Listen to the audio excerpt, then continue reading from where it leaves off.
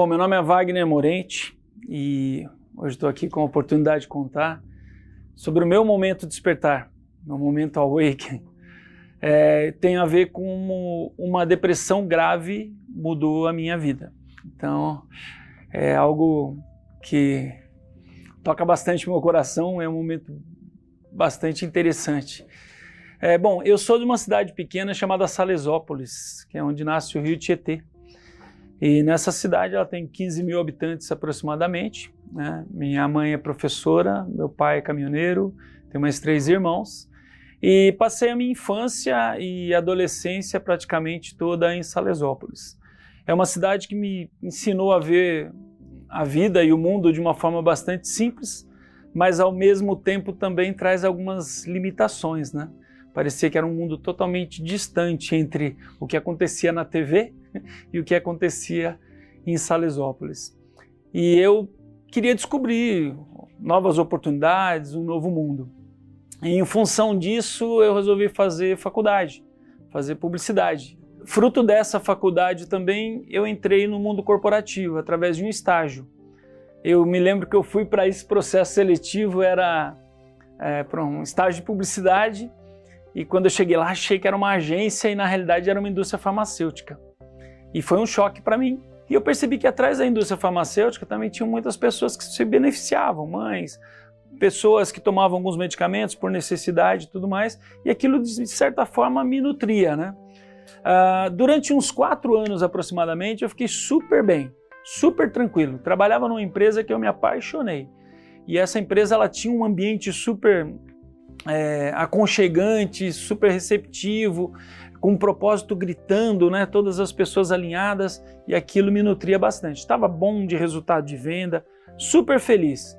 Mas um dia eu comecei a ficar um pouquinho triste. Mesmo tendo alta performance, eu sentia que eu estava barrado no meu crescimento profissional. E aquilo estava me incomodando. Por quê? O que acontece? Quando eu estava em Salesópolis, a minha felicidade, eu poderia descrever para vocês aqui como uma lata de leite moça. A minha alegria era uma lata de leite moça quando minha mãe fazia um doce, e porque aquela lata significava muito para a gente. Quando você vai para um mundo desse corporativo, você quer outras coisas muito diferentes, né? E aí as coisas ficam mais complexas, mais dinâmicas, mais distantes. E eu estava batendo os meus resultados de venda, super feliz, e eu queria promoção. E a promoção começou a não vir da maneira que eu achava justo. No meu mundo de justiça era o seguinte: quem faz mais, merece mais oportunidade. E de repente eu tinha um gestor que ele valorizava tempo de casa, e não performance ou habilidades ou desenvolvimento, engajamento e outras coisas que na minha cadeia de valor eram mais significativas. Aquilo me frustrou bastante, porque eu era um apaixonado pela empresa e aquilo estava diferente daquilo que eu imaginava para a minha vida. E aí eu pedi a conta dessa empresa. Quando eu pedi a conta dessa empresa, eu fui para uma outra para ganhar até menos, mas era uma excelente empresa. Depois de alguns meses, o gestor que tinha aquela visão acabou saindo da empresa e eu comecei a bater um arrependimento. Deveria ter esperado um pouco mais. Então aquela ansiedade do jovem na empresa, né, que ele fica com aquela expectativa toda, então aquilo ali me chocou, falou, que escolha errada. Por que essa minha ansiedade de sair? Eu não deveria ter feito essa escolha. Comecei a ficar frustrado. Aquilo começou a me dar uma tristeza bem grande, bastante grande. Mas eu senti que ali começava uma contribuição para a minha depressão, né? Estava um pouquinho mais fragilizado. Mas um momento que me deixou extremamente fragilizado, e muito, foi a morte do meu avô. Eu tinha ido para Salesópolis, né? Eu morava em Mogi das Cruzes, fui para Salesópolis com a minha namorada, atual esposa, naquela época, e a gente sempre fazia o seguinte: passava na casa dos meus pais, depois passava na casa dos meus avós, era bastante comum. Naquele dia, eu me lembro que por conta do trabalho, eu olhei o horário e falei assim, não, deixa que na semana que vem eu passo, porque se eu for lá agora, vai demorar e tal, eu vou ter que passar rapidinho, então é melhor na semana que vem, fico mais tempo e vai ser ótimo, né? Só que aconteceu, eu peguei a estrada, eu fiquei um pouco calado até na estrada, sem razão nenhuma, e no meio da estrada eu senti uma pontada bem forte aqui. Quando eu senti essa pontada, até a minha namorada perguntou, né, o que aconteceu? Eu falei, não sei. E eu diminuí a velocidade e fiquei calado e não estava entendendo o que estava acontecendo. Eu falei assim, tinha uma pontada muito forte. Você não quer parar? Eu falei, não. Segui calado e quando eu cheguei em casa, minha mãe ligou dizendo que o meu avô teve um infarto fulminante.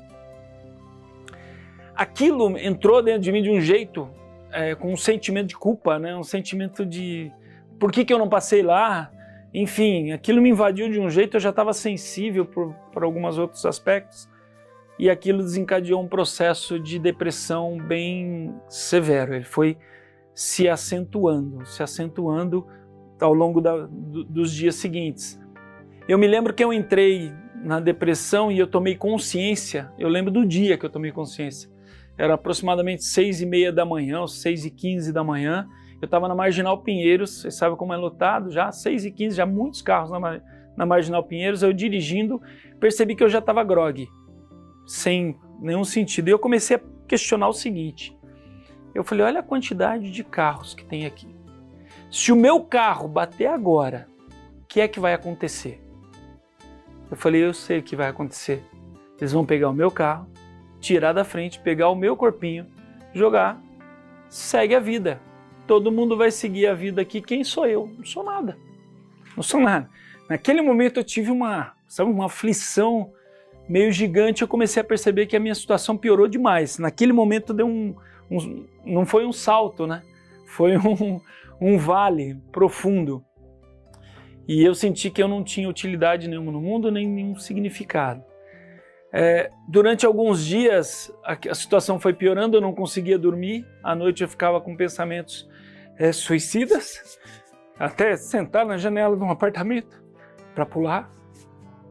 Foi um momento bastante triste, mas aí eu lembro que eu desci e ok. Bom, enfim, aí eu fui visitar meus pais no fim de semana. Quando eu cheguei na casa dos meus pais, o que é incrível é porque assim, as pessoas olham para você, sempre um meninão alegre, divertidão, bacana, ninguém entende o que está acontecendo dentro de você. E os meus pais, apesar de perceberem a minha tristeza, minha mãe mais sensível, meu pai já nem tanto, mas eles perceberam que eu estava triste, mas eles não tinham dimensão do que era aquela tristeza. Até porque a gente esconde de quem a gente ama, né? A gente não quer expressar tanto. Naquele dia, tinha um amigo em casa, que é o Marcelo Silveira. O Marcelo, cara, ele percebeu que eu não estava legal. Ele estava em casa, como era amigo da família também, meu amigo de infância, então ele começou a perceber que eu não estava legal, ele falou, eu vou com você. Eu não morava em Salesópolis, então ele falou, eu vou com você. Na hora, para mim, fazia sentido, não, que aí vai. Nem perguntei se ele ia pegar alguma coisa na casa dele, se era uma carona, o que que era. Eu sei que ele foi comigo e ficou 3 dias com a roupa dele. Eu não sei nem se ele usou minha roupa, não lembro de nada. Eu sei que ele ficou uns 3 dias comigo. E nesse dia que ele foi comigo, foi a segunda vez que eu fui sentar na janela do apartamento para pular. De madrugada eu sentei e eu lembro que eu estava ali, na minha cabeça mil, olhando, e de repente eu olhei para trás e ele estava dormindo no chão, né? Ele olhou para mim e falou, o que você está fazendo? O que você vai fazer? E aí conversou um pouco comigo e ele falou assim, olha, você vai resolver talvez o seu sofrimento, você acha que vai resolver o seu sofrimento, mas você vai deixar um sofrimento para os seus pais. E aí eu consegui voltar, né? Voltei para São José dos Campos e decidi passar no psiquiatra. Foi a melhor decisão que eu tive na minha vida. Então, às vezes demora para pedir ajuda, né? Eu lembro que eu fiquei frustrado com esse psiquiatra porque ele ficou me ouvindo quase que a consulta toda. Não falou nada. Aquilo para mim foi terrível. Na hora eu estava falando no fluxo, no final da consulta eu falei, não vai falar nada. Ele falou assim, ó, você está sem dormir alguns dias, você vai tomar esse aqui, que era o Sulpan, que era uma dose cavalar, e mais 2 antidepressivos assim, amanhã você vai acordar melhor. Ele falou assim, e depois de amanhã você vai acordar melhor. E depois de amanhã, tenha consciência disso. Falou isso. Eu lembro que eu fui, eu dormi, eu apaguei. No dia seguinte, como se o meu pensamento suicida fizesse assim, baixasse. Mas ainda grogue. Fiquei durante algum tempo com aquele pensamento suicida, mas eu percebia. E eu lembrava sempre da frase dele, ó, amanhã você vai estar melhor. E eu comecei a confiar nisso. E aí eu comecei, como forma de tentar trabalhar a minha mente para abandonar o medicamento, porque eu não queria viver com aquilo, olhar para o passado como eu era. Então como eu já fui feliz, o que eu gostava de fazer? E aí eu descobri, futebol, que ainda hoje sou viciado em futebol, tocar violão, desenhar, fazer algumas coisas. E eu comecei a ir jogar bola contra a vontade. Era um negócio horrível.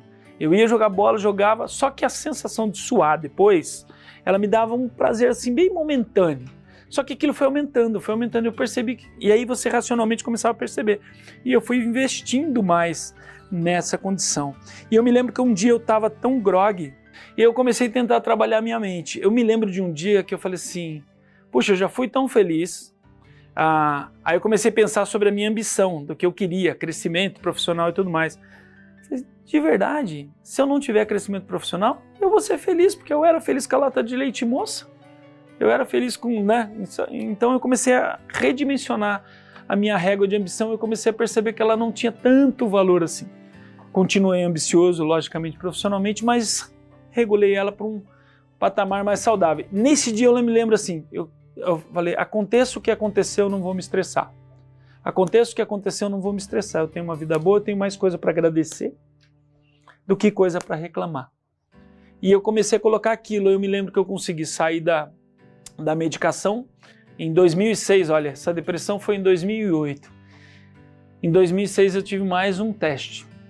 Eu tinha saído da indústria e eu queria empreender para ser consultor. E aí o que aconteceu nos primeiros meses que eu fui para a consultoria, eu estava numa multinacional, com um emprego, com tudo, com todos os benefícios e fui para ser empreendedor. E logo nos primeiros meses, a minha filha, no nascimento dela, minha segunda filha, ela fez broncoaspiração, né? Então ela teve um problema lá que assustou, quase morreu realmente, foi bem, a Maria Eduarda passou por um momento que a gente passou um susto danado. E depois de algum tempo, né, quando eu saí para ir para a consultoria, ela teve uma hemorragia gástrica e ela teve que ir para o hospital. Só que eu tinha acabado de sair da multinacional, então eu não tinha mais convênio, aí olhando para o lado financeiro não tinha mais convênio, mas eu estava acostumado com aquela vida. Então ela foi para o hospital, tudo pago, a minha indenização foi para o saco, praticamente. A Flávia, minha esposa, estava muito nervosa com aquela situação toda, bateu o carro também. Adivinha, bateu um carro em um carro? Não, bateu em 5.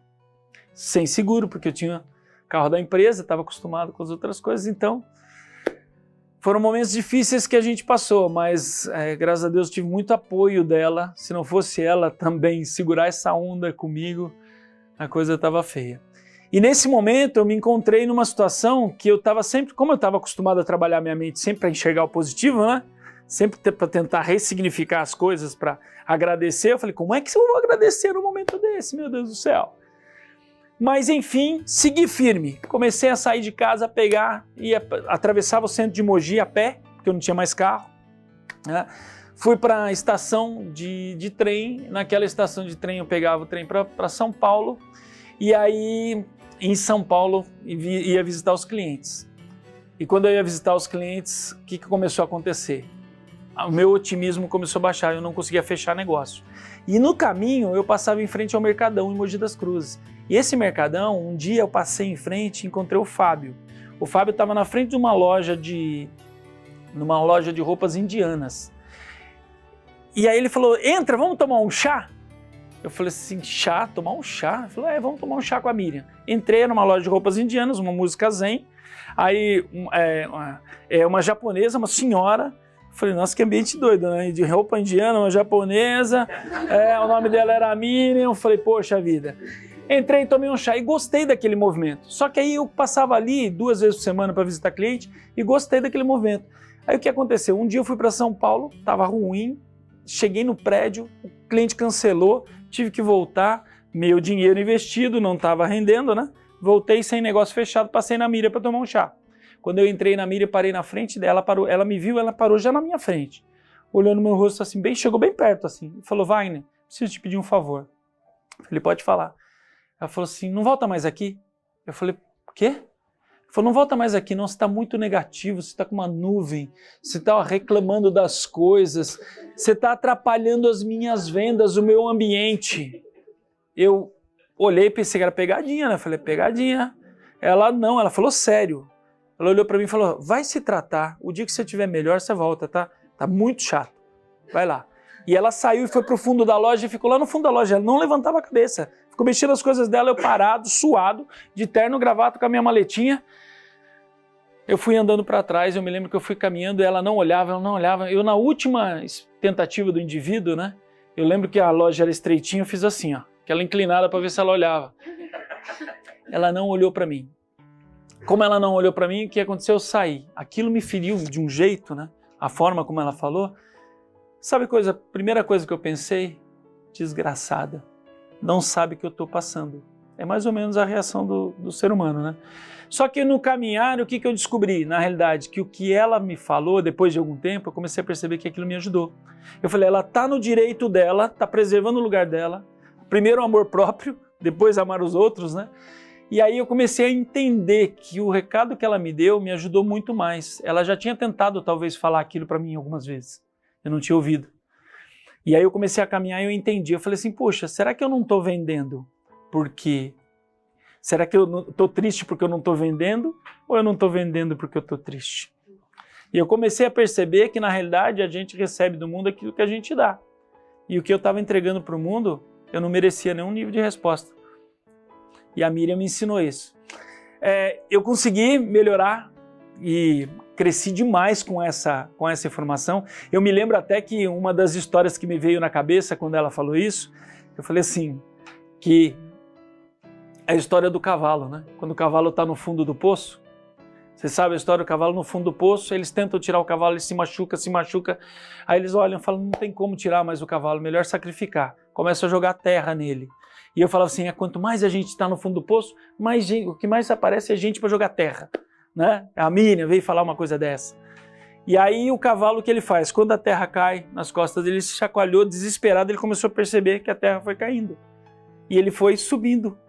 E ele conseguiu sair. Então eu comecei a perceber que aquilo era mais um punhado de terra que eu tinha que chacoalhar e ir para cima.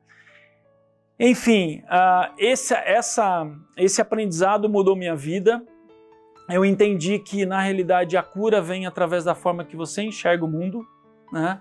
Então eu adotei para minha vida a visão e a influência positiva. A visão é olhar para frente com uma perspectiva positiva e sempre a gente acha uma perspectiva positiva. A gente tem o hábito de olhar uma parede branca, olhar sempre para a manchinha preta.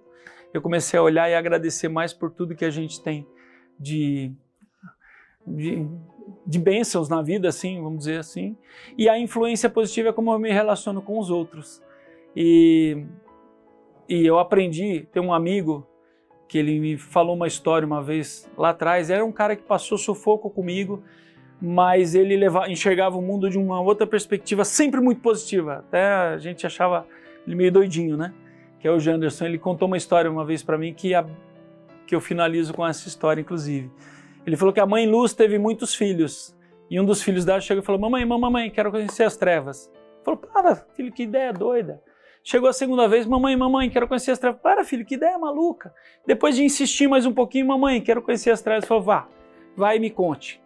Aí ele foi, caminhou.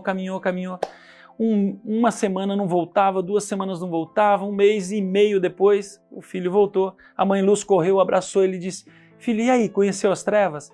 Disse assim, mamãe, estou decepcionado, não conhecia as trevas. Eu perguntava para as pessoas, me diziam, depois daquela esquina. Eu caminhava mais um pouquinho, depois daquela colina. Eu caminhava mais um pouco e não conhecia as trevas. Mamãe, me perdoa. E aí a mãe Luz olhou para ele e disse, filho, você é luz. E por onde você andar, não haverá trevas. E é isso. Sou Wagner Morente e essa é a minha história.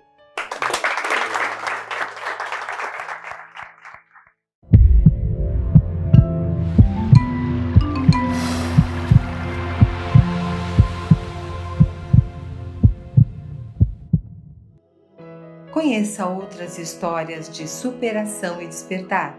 Acesse awakentalks.com e nossas redes sociais: Instagram, Facebook, YouTube, LinkedIn, nosso podcast no SoundCloud e ainda trilha sonora no Spotify.